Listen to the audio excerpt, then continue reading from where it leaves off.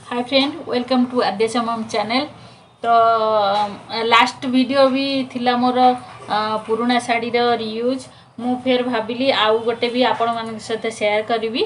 तेज चलतु डेरी करवानी आज वीडियोटी एबे देखंतु। एटा होची पिंक कलर गोटे बनारस रो शाढ़ी। आर बॉर्डर पार्टा बहुत ओसार अच्छी ऊपर ता माने पिंधिबा साइडटा कम अच्छी। आमे एटा को अधिकाटा जोटा अच्छी सेटा को हाफ करके आमे तळ पार्ट रे यूज करबा। तबे चलंतु देखिबा ड्रेस रे मु केमिति आर फैब्रिक सब यूज करछि।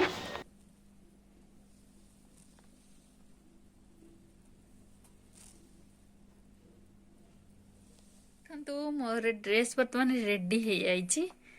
आपण माने प्लीज कमेंट करिवे केमती लागुछि आज ड्रेस टी।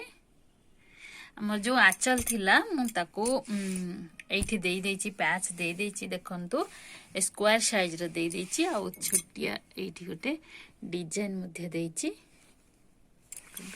आ साड़ी रो जो ऊपर पार्ट रे जो बॉर्डरटा थाए सेटा भी कम करके देछि, बेसी देइनी।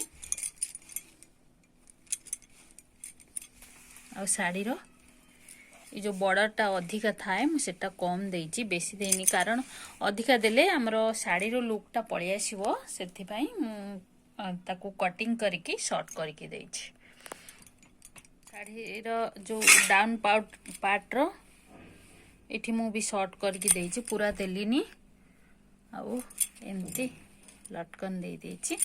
आउ हमर एटा राउंड शेप देइछि।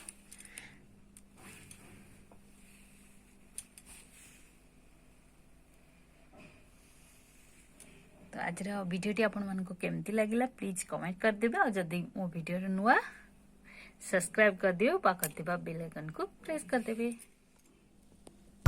जीवन चली जाओ बरसा बरसा हजारी बरसा।